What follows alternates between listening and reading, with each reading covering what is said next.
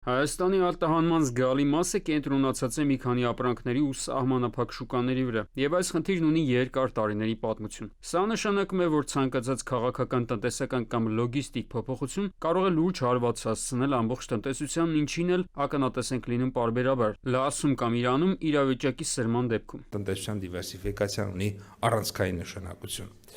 Այս առումով մենք նպատակադրված աշխատում ենք, մենք զարգացնում ենք հատկապես բարձր աճի ներուժ ունեցող ոլորտները, ինչպիսիք են տեղագործությունը, տեղեկատվական տեխնոլոգիաների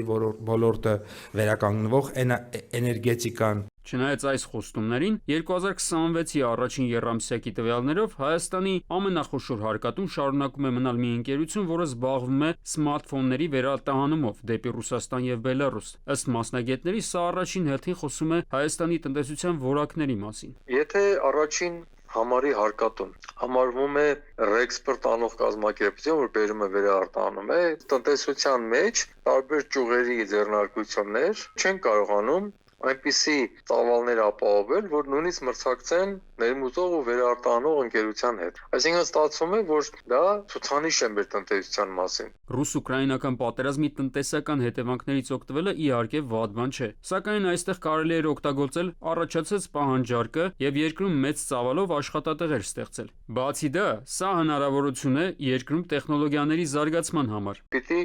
իր տեղական արտադրությունները կազմակերպել։ Նույն ապրանքների բաղադրիչները կբերվեին եվրոպական կամ այլ երկրներից, կամ ասենք թե դրանք հավաքման արտադրություններով Հայաստանում կարվեին եւ կարտահանվեին Ռուսաստան։ Եվ Ռուսաստանը, քանի որ դեռ պատերազմը շարունակվում է եւ սանկցիաները դեռ կշարունակվեն, նույնիսկ եթե պատերազմը դադարի, հետեւաբար Ռուսաստանը կմնա երաշխավորված գնորդ։ Սա անհնարին չէ, քանի որ երկրում մի քանի անգամ տարբեր տեսակի էլեկտրոնիկայի հավաքման փորձ եղել է։ Այլ բան, որ հիմա դա կարող էր արվել լուրջ ծավալներով, լուրջ մասնագետների միջոցով, որոնց կարելի էր ներգրավել արտերկրից։ Այսինքն, էլի արտահանել սմարթֆոններ, նույն բրենդի սմարթֆոնները, որոնք թեկուզ մասնակի հավաքված կլինեին Հայաստանում։